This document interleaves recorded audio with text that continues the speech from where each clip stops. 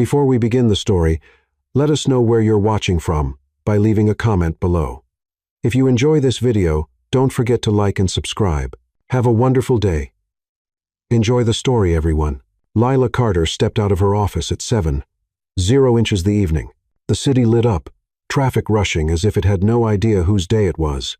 In her hand was a worn-out handbag, and in her heart was a feeling that was both empty and tangled. Today was her 30th birthday, 30 years old in a brand new place. No friends, no family, and not a single direct greeting besides a few awkward text messages from coworkers. At least I can treat myself to a proper dinner, Lila told herself. Trying to lift her spirits, she had made a reservation at an upscale restaurant the day before. The prices were steep, but she thought, surely I can't be eating instant noodles in my tiny 35 square meters apartment on my birthday.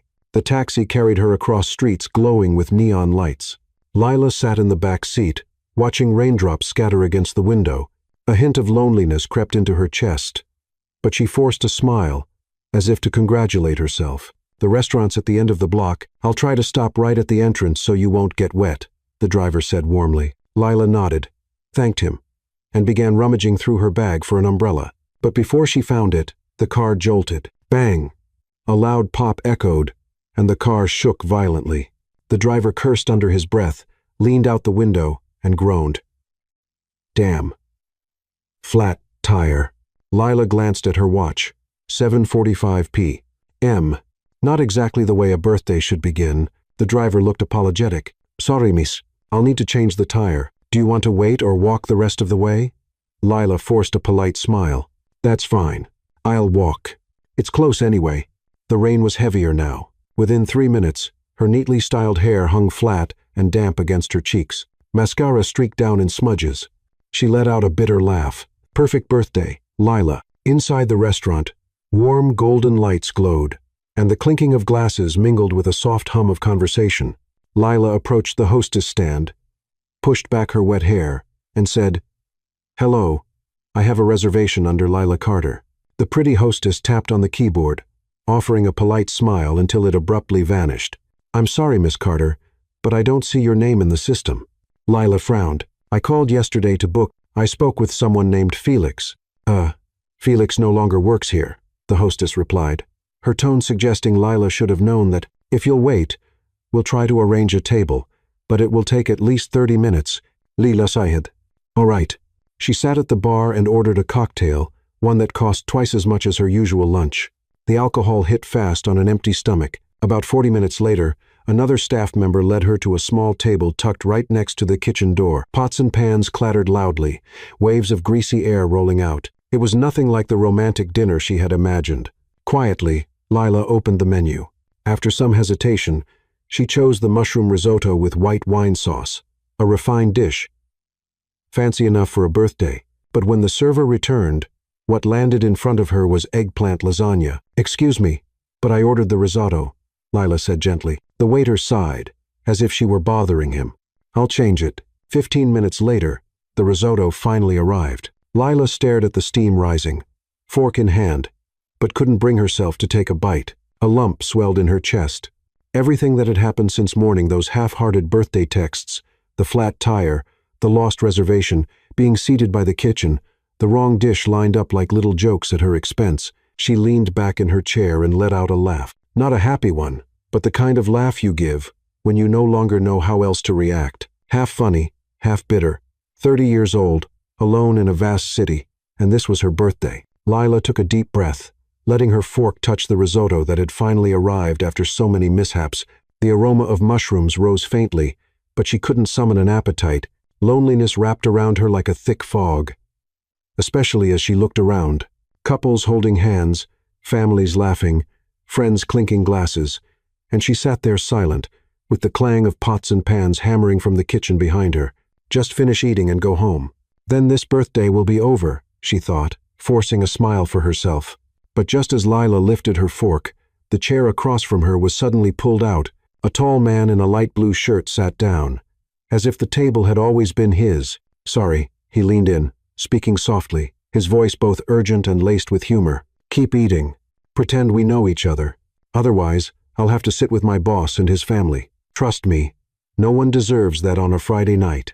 Lila froze, fork suspended midair, wide eyes staring at the stranger now seated across from her. "Who are you?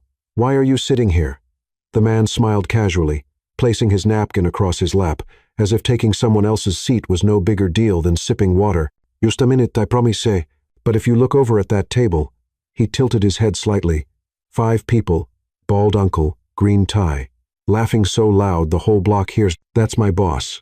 Instinctively, Lila glanced over. Sure enough, there was a loud family ordering wine, the bald uncle in the middle roaring with laughter, exactly as he described. "So what?" Lila frowned, setting her fork down. "You can't just sit at someone else's table to avoid your boss." "Fair point." He nodded with exaggerated remorse, though a mischievous glint sparked in his eyes. "But honestly, don't you look like someone who could use a little company? Truthfully, I just saved you from eating your birthday dinner alone." His words struck home. Annoyance, embarrassment, and, most of all, a sense of being caught red-handed swirled inside her. Lila let out a half-frustrated, half-resigned laugh. "Perfect. My birthday was already bad enough, and now I've got a stranger claiming to be my savior." His brown eyes twinkled with amusement. "Oh, today's your birthday?" Before Lila could deny it, the waiter returned, setting down a small cake with a dainty candle. "Happy birthday, ma'am." Compliments of the restaurant. Lila flushed. She remembered she'd foolishly mentioned the occasion when booking yesterday. Now, in front of a stranger, her loneliness felt even more exposed. The man jumped to his feet, clapping once. "Perfect. Now we've got a reason to toast." He waved for 2 glasses of sparkling wine. Lila hurriedly shook her head. "That's really not necessary." But he brushed it off with a flick of his hand. "Birthdays are sacred. My grandmother always said, the way you spend this day shapes your entire year. I can't let a woman sit alone by a noisy kitchen, blowing out candles in solitude. That would be a crime." His tone was theatrical, his eyes bright, and Lila couldn't help but laugh lightly, but more genuinely than she had all day. "Do you always give speeches like this?" she asked, raising an eyebrow. "Only for those worth listening," he replied with a grin. "I'm Noah Reed." Lila hesitated, then nodded. Lila Carter." Noah lifted his glass of sparkling wine, as if performing a solemn ritual. "Happy birthday, Lila Carter.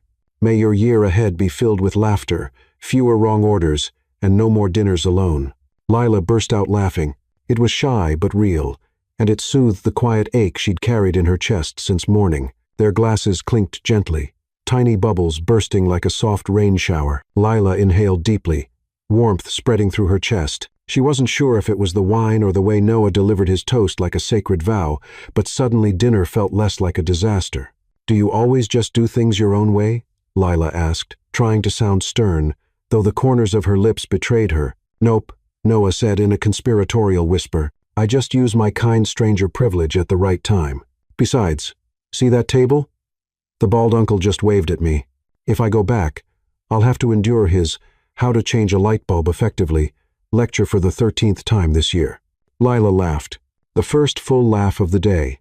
A clatter came from the kitchen. A waiter passed by, clearly embarrassed about the earlier mix-up. Noah leaned closer, whispering theatrically, "That kid looks like the type who once delivered a love letter to the principal by mistake." "You're terrible," Lila gasped, eyes wide. "Not terrible. Observant." "It's my job," he said, tapping the slim pencil clipped to his shirt pocket. "Architects need to see people, places, and light. That's how we know where to put windows, so the sun warms the room without blinding anyone. Is that so?" Lila finally took a bite of the risotto. It was creamy, fragrant with mushrooms, not overly salty as she'd feared. "My job's different.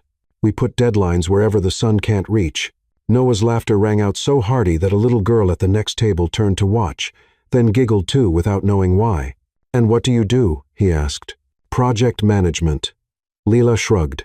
"I just transferred from a small branch to headquarters. Honestly, I feel a little out of place." Noah nodded, not pressing, his gaze soft. An encouraging kind of silence. "On my first day, I overheard people whispering in the hallway. Why bring a girl from some small-town branch to manage us? She must know somebody." I kept walking, but that night, I cried. Noah sipped his wine. "On construction sites, I've heard similar things. That guy talks about trees like they're his children. But you know what? Sometimes people fear good things because they're not used to them." "You sound like a philosopher," Lila teased gently. "A mediocre one," he shrugged. "But I have one rule. If something I design makes a child stop under a tree to eat ice cream without melting into a puddle of sweat, then I've done it right." Lila laughed again. Suddenly, the noisy kitchen didn't feel so bothersome. Maybe it was because their laughter drowned it out, or because warmth in the heart makes every other sound fade. "And you? Besides deadlines, what protects your heart?" Noah asked. "My neighbor, Mr. Baxter," Lila replied immediately. "Hobbies include spying on people in the lobby, knocking on my door at 6:05 p.m. sharp to remind me of quiet hours, and judging delivery guys by their shoelaces. Sounds like the grumpy version of Santa Claus." Noah chuckled. "Does he hand out gifts?" "Oh, he does. Lectures on apartment living culture." Noah leaned back, chin in hand, eyes alight with inspiration. "Tell me more. I need a character model." "The gatekeeper of the apartment complex. Yesterday, I was blow-drying my hair at 6:05. He knocked, pointed at his watch, and said, 'You've gone over 5 minutes. I said, "It's just a hairdryer, not a jackhammer," he replied. "Your sound of happiness shouldn't exceed regulations." Noah burst out laughing so hard he had to wipe his eyes. Lila laughed too, surprised at how something so irritating could turn funny when shared with someone who listened attentively. The waiter brought warm toast to make up for the mistake. Noah broke it in half, handing her a piece, as if it were a little ritual. Then he drew the coaster toward him, pencil ready. "Allow me to break the restaurant rules a bit," he said, sketching soft lines. "What are you drawing?" "The green space I mentioned earlier." In seconds, a leafy awning, steps leading to a small square, a low fountain, and simple wooden benches appeared, a pocket garden between buildings. Friendly, inviting. He added circles for children running, dashes for people reading. "I want cities to have little breaths of space like this," he said quietly. "Nothing grand, just trees, water, places to sit, somewhere to pass by, and feel a little lighter." Lila's throat tightened unexpectedly, maybe because she'd spent all day pretending she was fine, and now someone had placed in front of her a sketch of simple kindness toward life. "Where is this?" she asked softly. "Anywhere I can manage," Noah smiled. "For now, I'm trying to get approval for a forgotten lot between 2 old buildings.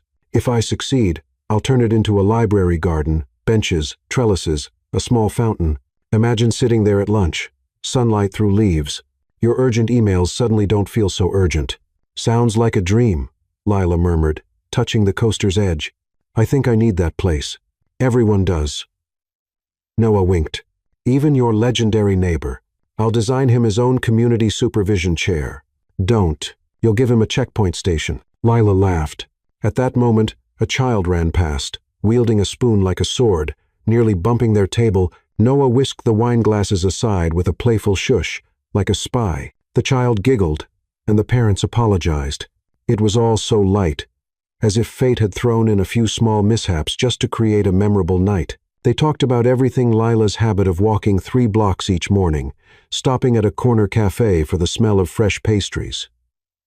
Noah's story of students measuring rooftops, only to have their plans hijacked by a cat. He acted out the cat so well that Lila doubled over laughing. "You look different when you laugh," he said softly. "That's because I thought you were a nuisance when you sat down," Lila teased. "Now maybe just slightly a nuisance." "Slightly, a nuisance is a title of honor," Noah said solemnly. "I'll print it on my business card." They toasted again. Lila realized she'd finished her risotto without noticing. Somehow, food tasted better when she wasn't alone. Maybe meals were always like that. Or maybe he just seasoned it with laughter. Time slipped by. The manager had already passed 3 times. Politely glancing at his watch, staff cleared empty tables, and lights dimmed slightly. The atmosphere turned intimate, the kitchen noise softer. "I think they want us to leave," Lila said, smiling apologetically. "Of course. Quiet hours," Noah replied in mock seriousness. "We can't disturb the restaurant community." When the check came, Lila reached for her card. Noah raised a hand. "I'll cover my part in the wine, but yours? You should treat yourself. It's your birthday. You don't have to." "I have rules," he smiled. Slightly annoying strangers know when to stop. They stood together. Outside, the rain had eased into a mist. Cool night air brushed her skin. Lila lingered under the awning, reluctant to say goodbye too quickly. Their reflections overlapped in the wet pavement, then split apart. "Thank you for," she began, words escaping her. "For letting me dodge my boss," Noah finished, eyes bright. and for laughing. Silence hung for a moment. À quart past, someone whistled at the corner. A breeze carried the damp scent of night. Noah checked his watch, then her face, as if weighing something. "Tomorrow's Saturday," he said. "Do you have plans?" "Not really. Usually cleaning, laundry, and arguing in my head with Mr. Baxter about quiet hours." "Then let me propose something different." Noah tilted his head, leaning slightly closer, as if afraid to break the moment. "Tomorrow, I'll show you something special." Lila blinked. "What?" "If I told you now, it wouldn't be special." He smiled mysteriously. "Just wear comfortable shoes. I'll take care of coffee and croissants." She wanted to ask where, what, how far, but stopped. Something small but certain bloomed in her chest. Not recklessness, just enough trust to take one more step. "All right." Lila nodded. "But I'll pay for my own croissant." Deal sealed. Noah held out his hand like a contract. Lila laughed, shaking it. His grip was short, warm, and steady. "Happy birthday again, Lila Carter," he said. "See you tomorrow morning." "See you tomorrow, Noah Reed." Noah stepped back, waved, and disappeared into the damp street. Lila lingered under the awning, watching the streetlights ripple across puddles like chasing sparks. The evening, which began with mishaps, ended in quiet ease. She opened her palm. The coaster lay cool against her skin, a leafy awning, a small fountain, simple benches drawn in soft pencil strokes. Lila slipped it into her wallet, smiling. Then she stepped out onto the sidewalk, light-hearted, as if crossing a bridge. On the other side, she knew someone had just promised to show her something special. Strangely, that was enough to make tonight no longer a lonely birthday. The doorbell rang at 10:08. Lila was still hurriedly tying her hair, her other hand fumbling with her coat zipper.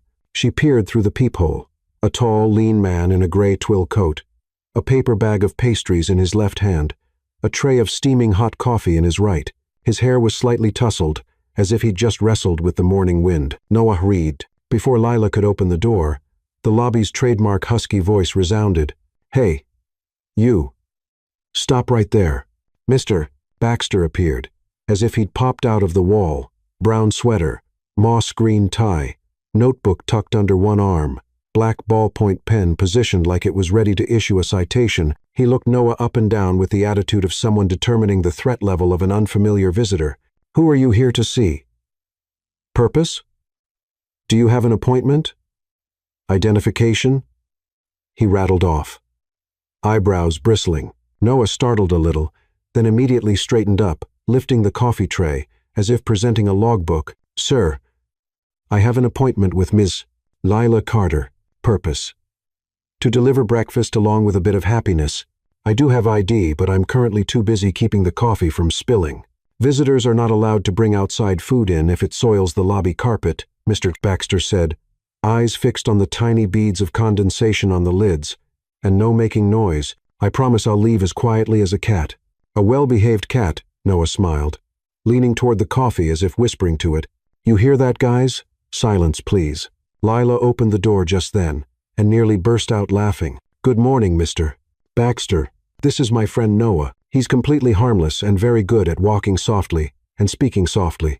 "I acknowledge your assurance," the man nodded, still sneaking a glance at Noah. "Just a reminder, Saturday quiet hours last until 9. No loud laughter, no scraping chairs across the floor." "I'll laugh in my thoughts," Noah said solemnly, "and I pledge not to scrape anything except a croissant." The corner of Mr. Baxter's mouth twitched, as if he were wrestling with himself between stern and slightly amused. In the end, he flicked his hand. "Fine, but do not spill coffee on the new carpet. That kind holds smells forever." Noah inclined his head, like he was bowing to a castle's master of ceremonies. "Understood, Lord of the Carpet." Lila couldn't hold it in and covered her mouth, laughing. She thanked him and pulled Noah inside. When the door clicked shut, the two of them looked at each other and broke into a small laugh, as if afraid of violating the rules. "You've just passed the toughest test in this building," Lila said, taking the pastry bag. "I know. I rehearsed all night. Don't spill the coffee. Don't spill the coffee. Don't spill the coffee." Noah mimicked a whisper, handing her a cup. "Letter for you. No sugar. Did I guess right?" Lila was surprised. "How did you know? Yesterday you ordered sparkling wine but winced at the overly sweet dessert. People like that usually take their coffee without sugar," he winked. "And here's a butter croissant, the kind that flakes everywhere, but worth it." They stood right in the hallway, leaning against the wall, savoring the first sip. The smell of coffee mingled with warm butter, melting into the chilly morning air, so delicious that they both sighed with contentment. "So, what's the something special?" Lila tilted her head. "I told you, if I say it now, it won't be special." Noah smiled. "Just wear comfortable shoes. The rest depends on your courage. I'm only afraid of Mr. Baxter." Lila yoked. "Otherwise, let's go." Noah's car was an old green station wagon, the kind that looked like it was made for hauling plants more than people. In the back seat, 2 small fern pots trembled. A few thick books were strapped in with a seatbelt, along with a tape measure and a roll of pencils. "Sorry about the mobile mini-forest," Noah said, lowering the window for air. "I'm acting as temporary babysitter for some office plants. They need sun on the weekends." "Do they have names?" Lila asked, surprised. "They do. The one on the left is Little Sprout because it's always tangled. On the right is Sir Lazy because its leaves droop regardless of life." Lila giggled and buckled her seatbelt. "Do you often talk to plants?" "Yes, and they rarely argue," Noah replied. Deadpan. On a Saturday morning, the city was still half asleep. Streetlights hadn't fully switched off. A few cafes had opened early. Joggers slipped by, like little dashes. The wind carried last night's dampness and a faint yeasty scent of baked goods. Noah turned on a small radio. Soft jazz hummed in the background. "Are we going far?" Lila asked. "Not far. Just a little roundabout," Noah said, turning down a narrow street. "I want you to forget you're surrounded by concrete." The car stopped in front of a row of old brick walls blanketed with ivy. A low iron gate was locked with a rusty padlock, but beside it was a narrow passage just wide enough for one person to slip through. Noah grabbed the bag of croissants and a thick blanket from the trunk. "Let's go," he said, as casually as if inviting her to cross a field. They squeezed past the wall and stepped onto a path hidden under dense branches. The smell of damp earth rose. Birds chattered somewhere. Leaves rustled beneath their feet. Lila noticed her breathing had slowed, as if her lungs were surprised to be inhaling a different kind of air. "What is this place?" she whispered. "Once I was looking up records for an old house that was demolished long ago," Noah said, pushing branches aside for her. "The house is gone, but the neglected garden is still here inside these walls. Someone forgot to lock a side gate. I've been coming by sometimes ever since. I don't tell many people." The path opened up, and Lila came to a stop. In front of her was a clearing that felt like a fairy tale. New green grass spread like a carpet, dotted with low lavender bushes. In the middle stood a round stone basin, its still surface reflecting a patch of silver sky. A few old wooden benches sat scattered about, each worn by time. Ancient trees reached out their canopies, thick green leaves filtering the early sun into little round coins of light that fell to the ground like candy. In one corner, 2 young people sketched in notebooks. Near the wall, an elderly couple quietly shared bread, as if afraid to wake the garden. Farther away, a calico cat sprawled on a stone step, belly up to the sun. "Oh," Lila exhaled, the sound like a smile. "I didn't think a place like this existed here." "No one does," Noah said softly, "but it's here, like a gentle secret." They spread the blanket under a tree near the basin. Noah handed Lila a croissant. The crust crackled and blistered, the butter rich and fragrant. Each break sent a gentle rain of crumbs onto the blanket. The coffee had cooled just enough to drink in big swallows. "It feels like I just ran away from the city," Lila said, watching the sunspots dance across her palm. "Not running away. Just a proper recess," Noah smiled. "Cities need places like this to colonimu devam, et remember how to soften." Lila fell silent. She could hear tiny sounds she usually ignored. A bee buzzing, water seeping through moss at the basin. Someone's pencil whispering across paper. Everything felt cushioned, as if lined with velvet. "Yesterday, I thought I should ask to transfer back to my old branch," she said. Her voice as calm as if speaking to the grass. "I felt like I'd never fit in here." "And now?" Noah asked. "Now I think maybe I haven't gone to the right places yet." Lila smiled faintly. "I only know the way from home to the office. Office to the supermarket. Supermarket back home. Any city would be scary if it's just those 3 points." Noah nodded, his eyes saying he'd been waiting for that line. "That's why I brought you to a 4th point." The calico cat sauntered over and sniffed at the paper bag. Noah put on a stern face. "No butter for a beauty like you." The cat meowed in protest, then circled and flopped down right against Lila's heel, its tail brushing her ankle and making her giggle. "I once sketched a garden corner like this in my notebook," Noah said, pointing at the basin. A circle where people can gather, but aren't forced to. Anyone who wants quiet can find a nook. Anyone who wants to talk might accidentally meet someone's eyes here. That makes sense, Lila said, turning the paper cup in her hands. At my company, people meet eyes to guess who holds power. Here, it seems it's just to say good morning. I wish the city were full of those good mornings, Noah replied. They sat for a while at their leisure. The only sounds were leaves whispering and water trickling from the stone basin. Lila realized her heartbeat had slowed, as if all her work worries and co-workers' whispers were stuck outside those ivy-covered walls. How about this? Noah said suddenly, turning half a pastry in his hand. If you had to make one wish today, what would it be? Lila lifted an eyebrow. Are you turning breakfast into an interview? No. It's just, if this secret is something you and I share, there should be a few wishes to go with it. Lila pressed her lips together, thinking. Her initial smile faded into contemplation. I think I wish I had a place to call home. Not a hastily rented apartment, not an office with lights on all night, and definitely not a seat by a noisy kitchen in a restaurant, just a place where I don't feel out of place. Noah was quiet for a moment, letting the weight of that settle into the grass. Then he nodded slowly. I understand. And you?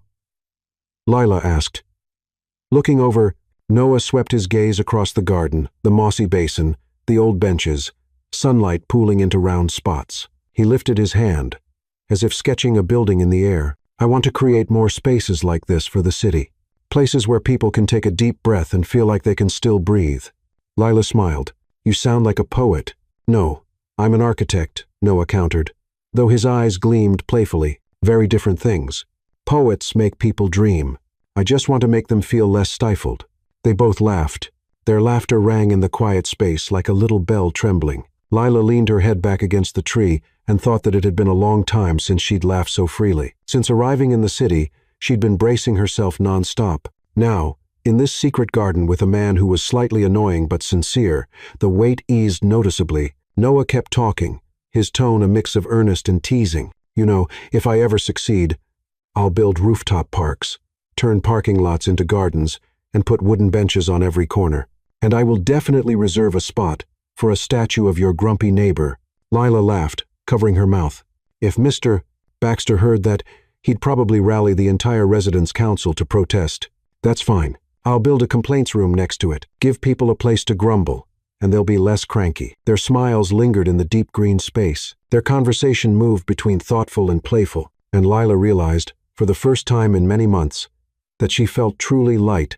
An ordinary Saturday morning, yet it became a morning she knew she would remember, a morning with croissants, coffee, and a secret garden, and a new smile. Lila wasn't sure why she agreed so quickly. All she knew was that after that morning in the secret garden, Noah's invitation felt a lot easier to accept. Tonight, I'm having a little get-together with some friends. They're all a bunch of oddballs, but fun. You'll come, right? Noah asked as he drove her home. Lila hesitated. She was used to office parties where people raised glasses of white wine, but their eyes gleamed with calculation. The thought of a completely unfamiliar gathering made her both curious and nervous. I don't know. I'm not sure I'd fit in, she admitted. Trust me, Noah said with a grin, eyes still on the road. There. All you need to know is how to laugh. That evening, Lila stepped into a third-floor apartment in an old neighborhood. Gentle music drifted from inside, not too loud, just enough to set a rhythm for the bursts of laughter.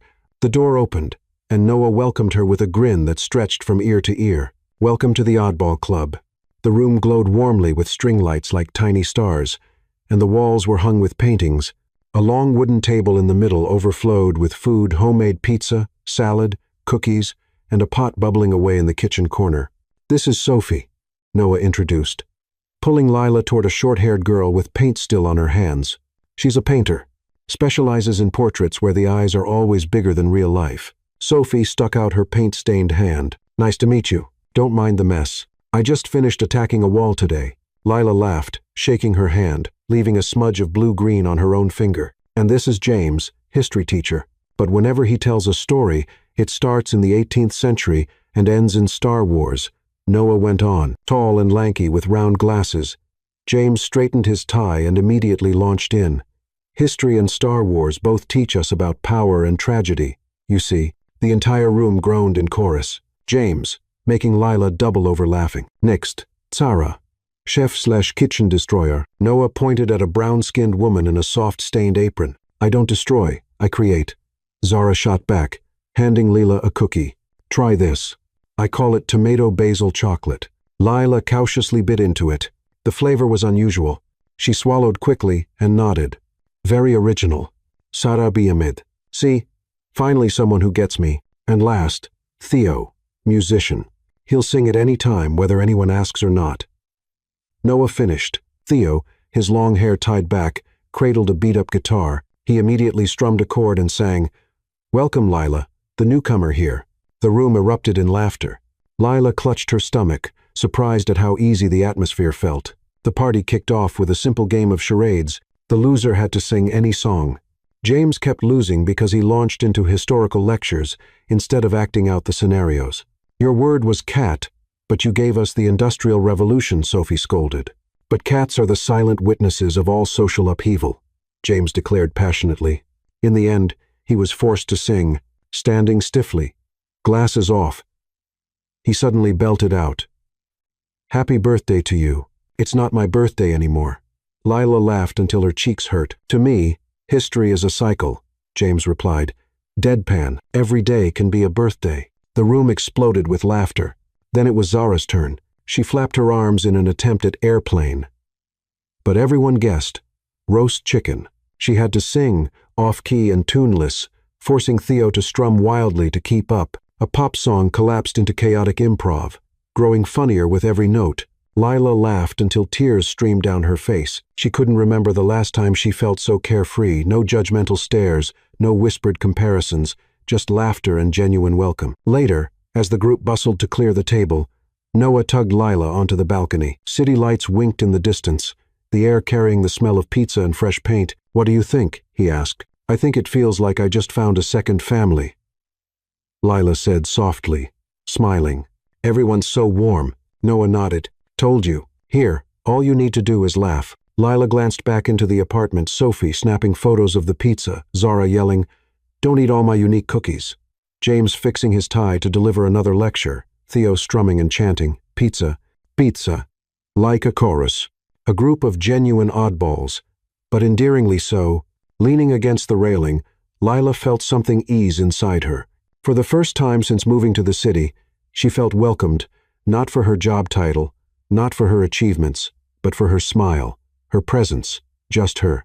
And that was more precious than anything. On Monday morning, Lila stepped into the company's headquarters with a mood completely different from every week before. It wasn't that the work had gotten any less demanding, deadlines still breathing down her neck, emails still piled like mountains, but because she'd just had such an unusual weekend, a morning in a secret garden, an evening with Noah's oddball friends, laughter still echoing somewhere inside her. For the first time, Lila didn't feel entirely like an outsider in the city. She greeted the lobby guard with a clear smile, receiving a surprised nod in return. In the elevator, instead of staring at her phone as always, she looked straight into the mirror, adjusted her hair, and smiled softly at herself. The morning meeting began as usual, a long conference room, glossy white table, 10 colleagues already seated, all focused on their laptops. Lila's direct manager, sharp, composed Evelyn, looked around and said evenly, "We need ideas for the new product campaign. Any suggestions?" The room fell silent, only the faint tapping of keys. Normally, Lila would have kept quiet because every time she spoke, someone would inevitably raise an eyebrow or sigh, as if to say, what could she possibly know? But today, Noah's words from the night before rang in her mind. "Don't forget, you're better than they think." Lila took a breath and raised her hand. "I have an idea." Heads turned. Evelyn gave her a small nod to continue. Lila stood up, her heart racing. "Instead of flashy, overproduced ads, what if we created a series of content based on the real experiences of our customers? Short, simple videos, filmed in familiar corners of the city, real people, real stories." A few colleagues frowned, skeptical, but Lila went on, her voice steadier. "People are tired of perfectly polished images. What they want is relatability. I think this could be a way for our brand to breathe." She stopped, heart pounding. Silence hung for a moment. Then Evelyn nodded, her eyes lighting up. "Good idea, Lila. Let's try a pilot based on that suggestion." Lila sat down, exhaling softly. Her heart was still pounding. But this time from exhilaration, in the days that followed, she was assigned to lead a small team to develop the idea, At first, two colleagues showed clear reluctance. But when the first test clip was played, a simple video of a young mother using the product in her small kitchen, their attitude shifted. "It feels more real," one admitted. "Maybe this could work." Lila smiled, saying nothing. In her mind, she heard Noah again. "See? I told you you're better than they think." Noah didn't miss a single day without sending her a playful message. "Don't forget lunch. Risotto doesn't magically grow inside a lunchbox. If coworkers give you a hard time, just remember Mr. Baxter and be glad at least they're not knocking on your door at 6:05 p.m. Your new campaign will succeed. I've already asked Little Sprout and Sir Lazy, the plants, to pray for you." Those messages, sprinkled with odd emojis, became the brightest spots of her days. Lila often caught herself laughing at her phone in the office, startling her coworkers. Her after-work habits began to change too. Instead of rushing straight home to shut herself in silence, she sometimes detoured down the small street to the cafe. Noah had shown her or wandered through the local market just to watch vendors smile at customers. Once, she stopped in the park to listen to Theo strum his guitar during a street performance, while Zara sold her homemade cookies beside him. Lila realized the city no longer felt so cold. It smelled of fresh bread, echoed with warm, slightly off-key guitar chords, and had those patches of green that Noah once pointed out, and, most importantly, it had people who truly opened their hearts. One afternoon, when her team finished the final report, Evelyn asked Lila to stay behind. "I see clear progress in you, Lila," she said, her tone softer than usual. "Your idea has given us a new direction. Keep it up." Lila left with lighter steps. In the elevator, she smiled to herself. Back at her apartment, she texted Noah the news. Barely 2 minutes later, his reply came. "See, I told you. You're not just better than they think. You're better than you ever thought of yourself." Lila sat down, gazing at the glowing screen. Each word felt like an invisible hand, gently brushing her heart. On a Friday night, Noah messaged, "Want to take a walk? I'd like to show you another part of the city. A place where you won't feel out of place." Lila agreed. They met at the bustling central square. Noah led her through winding alleys until they reached an abandoned rooftop on an old building. From there, the entire city unfolded, golden lights stretching like streams of stars, cars streaking like moving beams. The wind was strong, carrying the strange scent of dust mixed with wildflowers growing between the bricks. "I want to turn places like this into rooftop gardens," Noah said, eyes glinting. "A space where anyone can come, just to sit and breathe." Lila looked at him, her chest filled with an indescribable warmth. At that moment, her phone buzzed. A message from a colleague. "Lila, the campaign video is live. The audience feedback is amazing." She laughed, showing Noah the screen. He pumped his fist in celebration, then, unable to resist, grabbed her by the hand and spun her around on the rooftop, as if they'd just won a championship. Lila laughed freely, her laughter carried away by the wind. That night, back at home, she sat by the window, staring at the distant lights. One thought surfaced clearly. This city, once a place that made her feel lost, was slowly becoming home, not because of her small apartment, nor only because her work was improving, but because here she had moments like a morning in a secret garden, an evening with oddball friends, or the daily witty messages from a man, slightly annoying, but genuine. Lila smiled to herself, whispering, "Maybe I really have found a corner that belongs to me." That weekend, Lila and Noah went for pizza at a little place in the Italian district. The restaurant wasn't much, just an old brick oven, and the smell of oregano drifting out to the sidewalk. But for Lila, it was the first time she didn't feel like she was eating alone. Noah ordered the largest pizza on the menu, insisting that eating small is disrespecting the art of pizza making. "Are you sure we can finish this?" Lila asked, staring at a pie the size of their entire table. "Not sure." Noah grinned. "But pizza isn't meant to be finished. It's meant to test patience and endurance." The line made Lila burst out laughing, nearly dropping her slice onto her dress. They argued over how thick the cheese layer should be, until a sudden downpour crashed outside. The tiny restaurant quickly overflowed with customers, chairs, and tables crammed together. Noah glanced out the window, his eyes sparkling with mischief. "Run for it."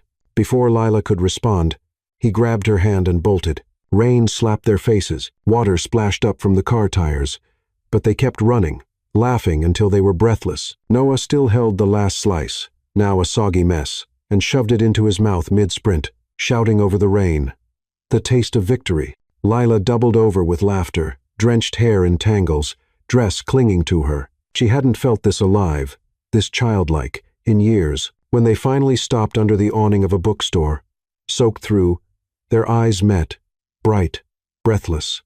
And Lila realized her heart was beating differently. Another evening, Noah decided to cook at home. A modern man has to know at least 3 dishes, he declared. Tonight, I'm serving chicken and orange sauce with fresh pasta. Skeptical but curious, Lila showed up. From the doorway, she knew she should brace herself. The kitchen looked like a battlefield, flour everywhere, orange juice overflowing from a pitcher, and a pot boiling furiously on the stove. This is the experimental phase, Noah explained, holding a pan of chicken that was already smoking at the edges. It's on fire, Lila shrieked, rushing to shut off the stove. The two of them scrambled to clean up, laughing until their sides hurt. In the end, Noah's special dinner turned into instant noodles with canned salad. He still looked proud. See, the art is in improvisation. This is fusion cuisine. Global ramen meets European salad.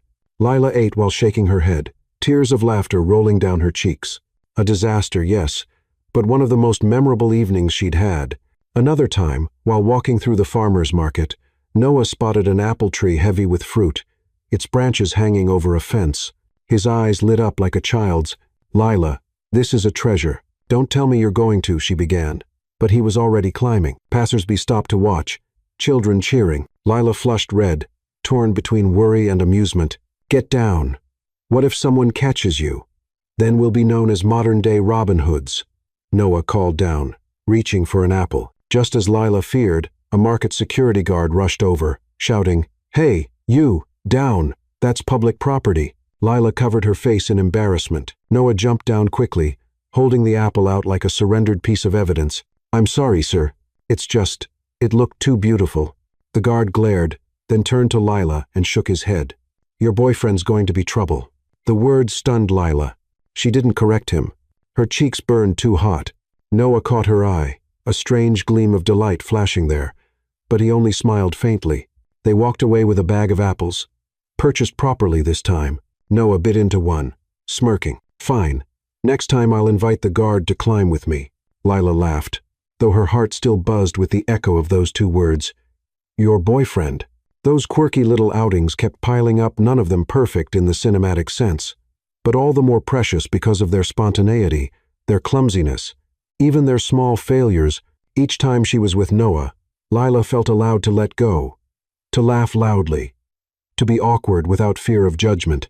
They teased each other like friends. You really are a kitchen disaster, and you're the victim of that disaster. But in the quiet pauses between jokes, when their eyes met unexpectedly, Lila sensed something different. Not just friendship, not just fun. One night, after walking her to her door, Noah lingered. He looked at her for a long moment, no words. Just a slightly uneven smile, a gaze that held on longer than usual. Lila's heart raced. She quickly turned away, pretending to search for her keys. Inside her, something was quietly taking shape. She didn't need Noah to put it into words, nor a grand declaration under fairy lights. That look was enough. It told her they were moving closer, little by little, and most of all, she wasn't afraid. That week, Lila's company was busier than ever. The marketing campaign she had proposed was entering its final stretch. The office buzzed with the clatter of keyboards, non-stop ringing phones, and back-to-back meetings that left no time for a proper lunch. The break room was cramped, filled with the bitter smell of coffee and the distant rhythm of typing. Lila walked in to pour some water, and immediately caught snippets of 2 colleagues gossiping. "You know that guy Lila's always hanging out with," one said, lowering her voice but clearly making sure it carried. "Yeah, looks polished on the outside. But I heard he's just some small-time architect projects nobody remembers." "Exactly. Always talking about those so-called green buildings. Sounds nice, but in reality, he can't make anything happen. More of a smooth talker than anything." Dry laughter followed. Lila froze. The words pricked like needles straight into the fragile trust she'd been holding. Quietly, she turned away, but inside, her chest was churning. That evening, Noah invited her out for dinner. Lila claimed she was busy. He only replied with a single line, "No problem." Another time then, still in his usual playful tone, but to Lila, it suddenly sounded hollow. Her mind replayed the words from earlier. "All talk, She remembered the times Noah had scribbled sketches of pocket parks on coasters, the dreams he spoke of with eyes lit bright. Back then, Lila had felt his sincerity, almost childlike faith in good things. But now she couldn't help wondering. Was it all just talk to impress her? That weekend, Noah called, his voice brimming with excitement. "Lila, I want to show you my latest design. My team's been working on it for months, and I think you'll love it." Lila gripped the phone tightly. Part of her wanted to say yes immediately, to keep believing in him, but another part hesitated, weighed down by those whispers. I'm not sure. I might be busy," she said softly. On the other end, there was a brief silence. Then Noah replied, low, still trying to sound upbeat. "Yeah, no worries. Just let me know when you're free. I'll save you a spot." The call ended. Lila set the phone down on the table and sat there, staring blankly. A cold thought crossed her mind. Maybe he really is just someone who talks big.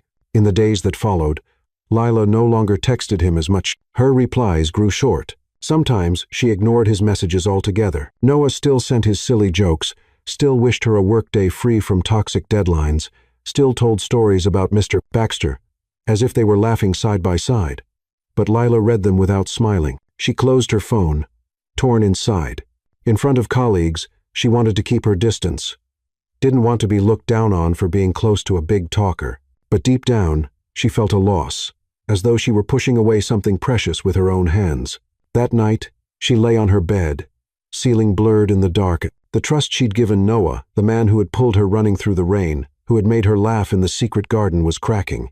And she didn't know if that crack could ever be mended. Noah was never a hard man to read. Lila had known that since the very first day she met him, whatever he thought usually showed right on his face. So when she started replying to his texts with curt words, when their meetups were postponed under the excuse of being too busy, she was certain he'd noticed, and he didn't avoid it. One evening, Noah called. His voice was calm but firmer than usual. "Lila, I want to see you. Not for dinner, not for jokes, just to clear a few things up." Lila hesitated, but something in his tone made it impossible to refuse. They met at a quiet cafe near the downtown area. Noah arrived early, sitting at a window table with a large paper bag in front of him, stuffed with rolls of drawings. When Lila walked in, he stood to greet her not with his usual playful grin, but with steady, serious eyes. "I'm not good at circling around things," he began. "Lila, I know you've been avoiding me lately, and I think I know why." Lila gripped her glass of water, saying nothing. Noah drew a breath, then continued, "You've heard people call me a big talker, haven't you? Someone who makes promises but never delivers." Lila flinched. His bluntness stripped bare the doubt she'd been hiding. She opened her mouth to protest, but the resolve in his eyes held her back. "They're not entirely wrong," Noah said slowly. "I've been rejected plenty of times. There were projects where I submitted my designs, and people scoffed. Pretty but unrealistic. I've poured a whole year into a proposal only to have it tossed aside." He paused, tightening his hand around the roll of paper. "I know that to a lot of people, I probably look like nothing more than a useless dreamer. But there's one thing I've never done: pretend. Everything I've told you, every dream I've shared, they've all been real." Lila's throat tightened. Her doubts began to feel less like caution, more like shame. Noah opened the bag and pulled out a large roll of drawings, carefully spreading them across the table. Pencil strokes, watercolor shading, and detailed notes filled the page. "This is the project I've poured my heart into," he said, voice steady. "A green complex right in the center of the city. At the heart, an open park surrounded by a library, a plaza, and shared community spaces." His finger traced the page. "Here, a man-made pond where people can read under the trees. Over here, a small square wide enough for kids to play and adults to listen to street music. And the rooftop of the library, a community garden where anyone can plant, anyone can harvest." Lila followed his hand, her eyes widening. These weren't the casual sketches on napkins she'd seen before. This was a detailed, large-scale plan. Each section carefully drawn, every line radiated passion and seriousness. "I don't know if this project will be approved," Noah admitted, looking directly at her. "But I can promise you, it's not empty talk. I don't make hollow vows. I truly believe this city can breathe easier. And I'll see it through." Lila sat motionless. The whispers that had gnawed at her mind suddenly dissolved, replaced by the sight of the man before her, a steady gaze, graphite still smudged on his hand, a voice low but sincere. Emotion welled in her chest, hard to name. Every croissant morning, every rain-soaked run, every laugh under an awning, none of it had been a game. It had all come from his truth. "Noah," Lila whispered, eyes brimming. "I'm sorry. I doubted you." Noah shook his head, a gentle smile finally softening his face. "Don't apologize. I get it. Trust doesn't happen overnight. It takes time. And I'm ready for that." Lila looked back at the drawing. In the middle of the city's cold towers, that green complex stood like a promise, a dream you could almost touch. In that moment, she knew this man wasn't a smooth talker. He was someone who dared to dream big, dared to pursue it, and, most importantly, dared to be genuine. The news came on an early autumn morning. Just as Lila set her coffee cup on her desk, her phone buzzed non-stop. On the screen flashed Noah's name, followed by a string of frantic messages.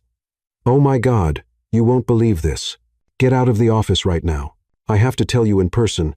Lila frowned, puzzled, but the sheer excitement in every word made her heart beat faster.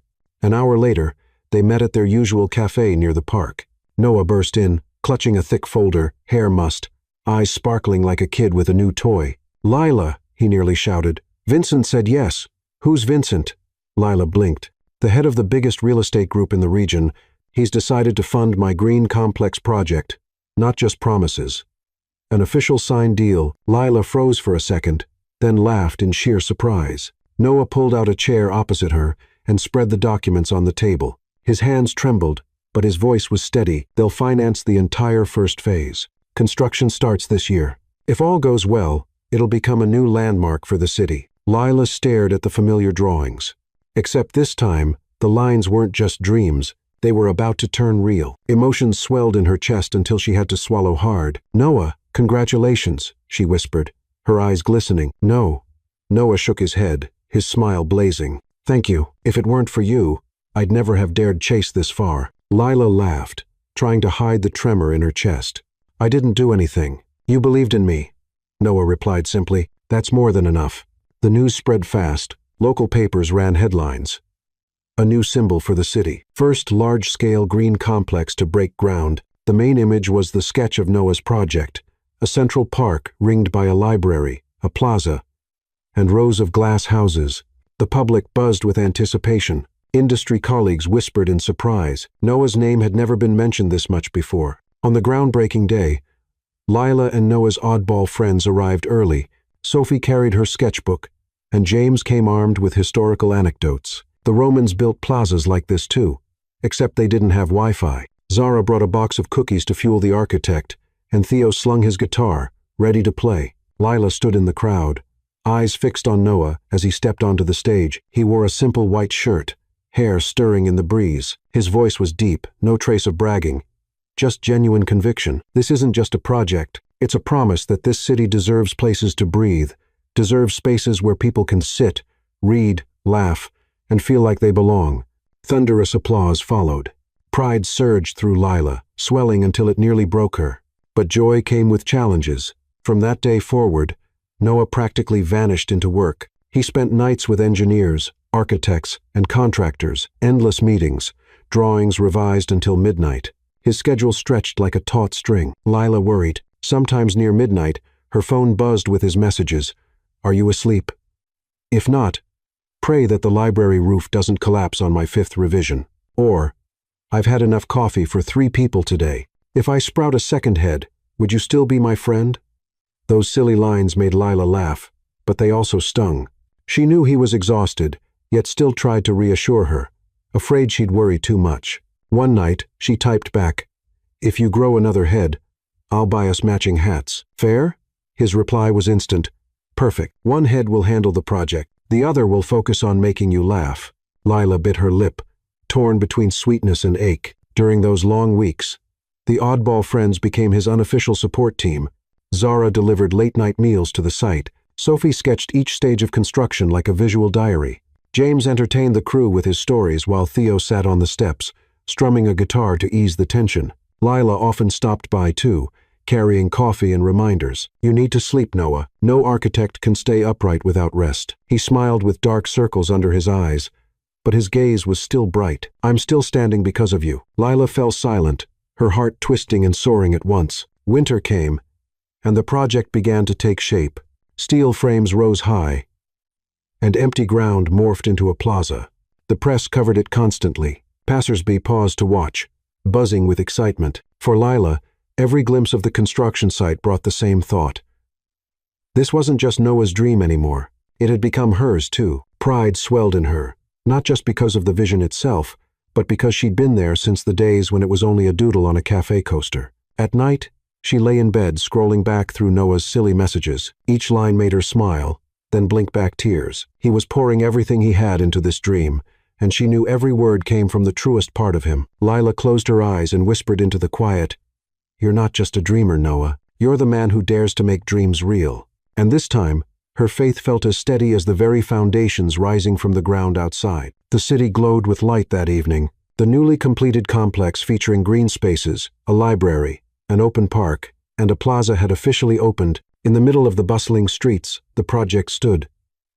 Both modern and welcoming tree canopies casting shade, warm golden windows glowing, and the soft trickle of water from the central fountain. People called it by many names, but the most popular was the green heart of the city. Lila stood in the crowd, eyes shimmering. A year ago, on her 32nd birthday, she had sat lost in a noisy restaurant, feeling she belonged nowhere. But now, on her 33rd, she was standing in the center of a landmark created by the very man she had chosen to believe in. On stage, Noah stepped up in a simple suit. Spotlights washed over him, thunderous applause filling the air. The host announced that he had been named Architect of the Year for creating not just a beautiful building, but one that sparked true community spirit. Noah accepted the trophy, but his eyes immediately searched for Lila in the crowd. His smile made her heart tremble. "Thank you, everyone." Noah's voice rang out. "But before we finish, I want to tell a story." He set the trophy down on a nearby table, then suddenly pulled out a chair and sat down, mimicking exactly what he had done 1 year ago. The crowd stirred, curious. Noah looked up, his familiar, mischievous smile returning. "A year ago, I walked into a restaurant, sat down at the table of a complete stranger, and said, 'Please pretend you know me, or else I'll have to sit with my boss and his entire family.'" Laughter rippled through the audience. Lila covered her mouth, tears springing instantly to her eyes. That memory, replayed here in this place, squeezed her heart so tightly it hurt. Noah stood, stepped off the stage, and walked straight toward her. Applause turned into cheers. When he reached her, he slowly dropped to one knee, pulling a small velvet box from his pocket. His voice shook lightly, but carried steady strength. "Lila Carter, a year ago you saved me from the worst dinner of my life. Today, let me save every one of your days with the rest of my life." Lila broke down, tears spilling as her hands trembled over her face. Around them, applause and whistles erupted. Noah opened the box, the silver ring glittering beneath the lights. "Will you marry me?" Noah asked, his eyes bright, full of hope. Lila nodded again and again, unable to speak. Tears streamed down her face as a radiant smile broke through. The entire plaza roared with applause, the cheers echoing across the open air of the very complex he had built. Noah rose, pulling Lila into a fierce embrace. She buried her face against his shoulder, her voice choked but joyous. "Yes, 1,000 times yes." Amid cheers, brilliant lights, and in the very heart of the city's green heart, they shared their first kiss of a brand new beginning. This birthday, Lila was no longer alone. That spring, the city bloomed under fresh sunlight. The park, library, green plaza Noah had designed had become a place people visited daily. Children running across the grass, students gathered with books beneath the trees, elderly couples strolling slowly around the clear pond. And today it was livelier than ever, because the space had been transformed into the setting for a very special wedding. Behind a makeshift wooden partition, Lila stood in a simple white dress. The lace wasn't extravagant, but it fit perfectly, making her look as though she belonged to this place, natural, radiant, and full of life.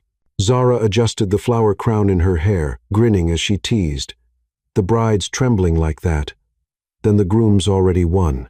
Lila laughed through shimmering eyes. She looked out. Rows of chairs filled the plaza. Colleagues, the oddball friends, city residents, even strangers who had come to love this project. In the second row, Mr. Baxter sat bolt upright in his old suit, stern-faced, notebook clutched tight. When his eyes met Lila's, he gave a small nod, then quickly turned away, dabbing at his eye, as if dust had flown in. The gentle strum of Theo's guitar floated into the air. Sophie stood sketching the scene in quick strokes. James eagerly whispered historical trivia to his neighbors. In ancient Greece, weddings were also held in public squares, but without cookies. While Zara proudly passed around a tray of fresh, warm ones, Lila took a deep breath. In that moment, she knew she was no longer alone. When Noah appeared in a light gray suit, his gaze went straight to Lila. The crowd clapped and cheered, but in their small world, there were only two. He held out his hand. Lila placed hers into his, feeling the warmth flow through as he guided her steadily to the plaza's center, adorned with climbing flower garlands and green ribbons, symbols of new beginnings. There was no lavish ceremony, only a close friend officiating. His voice clear through the microphone. Today, here at the place born from Noah's dream, we witness Lila and Noah build another dream, their own home. Noah turned to Lila, his eyes shining as brightly as the day he'd first sat down at her table in that noisy restaurant. His voice caught, though he still managed a trace of humor. A year ago, you pretended to know me just to save me from a terrible dinner. Today, I don't want you to pretend anymore. Let me save all your days not by dodging a boss, but with my whole life. Laughter rippled through the crowd, followed by applause and long whistles.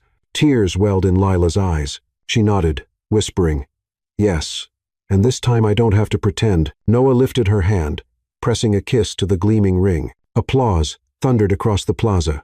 When the vows ended, Lila and Noah walked hand in hand along the petal-strewn path leading into the lush garden. Theo's guitar played. James's voice was drowned out by laughter, and Zara ran after them, slipping extra cookies into the bride and groom's hands. Behind them, Mr. Baxter muttered, "An outdoor wedding. This noisy ruins quiet hours." But everyone could see his reddened eyes and the tight press of his lips to hide a smile. Lila leaned against Noah's shoulder, gratitude flooding her. A year ago, on this very birthday, she had thought herself a stranger, alone before a mistaken meal. But today, on her birthday again, she had found her true home, not just an apartment or a city, but a place defined by the man holding her hand, walking with her through the green garden, before the witness of friends in an entire community. As they passed the central fountain, the afternoon sun spilled down, scattering shimmers of light around them. Lila smiled, whispering, "This isn't just your project anymore, Noah. It's the symbol of our love." Noah squeezed her hand tighter, his eyes alight with joy. "And it's the future we'll build together." Amid the garden's greenery, with applause still echoing, Lila and Noah stepped forward. They walked into a new life, a new home, where love was no longer a dream, but had become reality.